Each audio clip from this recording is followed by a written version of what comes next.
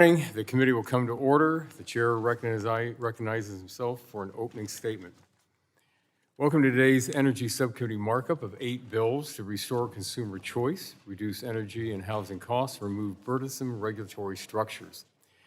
When selecting appliances or equipment for their home or business, Americans take many factors into consideration: cost, reliability, size, and durability, to name a few. It is imperative to consumers that they have a wide range of products so they can choose what works best for their needs. Under the last administration, nearly 30 energy efficiency standards were issued, totaling over $60 billion in costs, removing products from the market, resulting in fewer options for Americans. H.R. 4626, the Don't Mess with My Home Appliances Act, would amend the Energy Policy and Conservation Act to reform the statutory procedures for issuing or amending energy efficiency standards. This will result in standards that truly meet the statutory requirements of EPCA and provide both manufacturers and consumers with certainty. Especially as we head into winter, consumers must have access to durable, affordable appliances to perform critical functions like home heating, while still prioritizing energy efficiency and associated cost savings. Airtight building envelopes are also important for consumers, especially in the colder months, to keep warm and to keep the warmth in, the utility bills low. That is why the subcommittee will be considering H.R. 4758, the Homeowner Energy Freedom Act, to repeal sections of the Inflation Reduction Act that essentially bribe states to recklessly adopt unamended building codes.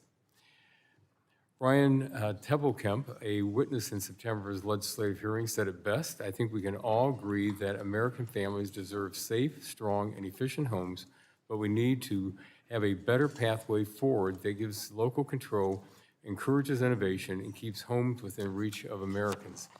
The passage of H.R. 4758 is an important step towards accomplishing that shared goal.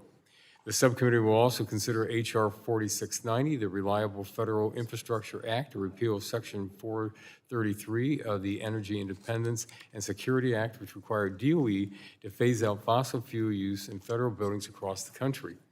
This policy, which was opposed by even the Obama administration, not only poses a significant national security risk, but it could, in fact, increase energy consumption, as the direct use of natural gas is about 92% efficient compared to 33% for electricity.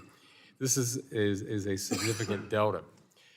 Energy efficiency, not bans, are important to prioritize for our federal buildings. I look forward to considering H.R. 3474, the Federal Mechanical Insulation Act, which is a bipartisan legislation to require an assessment of whether mechanical insulation should be installed or updated in federal building energy audits.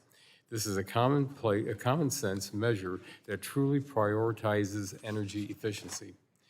The subcommittee will also consider H.R. 3699, the Energy Choice Act, which prohibits any state or local policy from banning access to an energy service based on the type or source of energy that is sold. States like New York, which ban natural gas use, are forcing consumers to incur significant costs while jeopardizing their reliability during the winter months. This must change.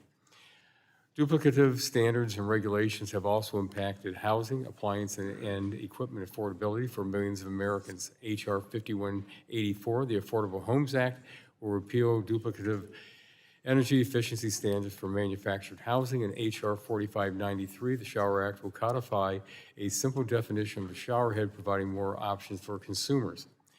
Lastly, the subcommittee will consider H.R. 1355, the Weatherization Enhancement and Readiness Act of 2025, with the understanding that we hope to reach a bipartisan agreement prior to a full committee markup. I thank the gentleman from New York and minority professional staff for continuing to work with us toward a compromise. The legislation before us today represents an opportunity for this committee to implement reforms that reprioritize energy efficiency policies towards the items that matter most to consumers: affordability, availability, and durability. I urge all my colleagues to support these pieces of legislation, and with that, I yield back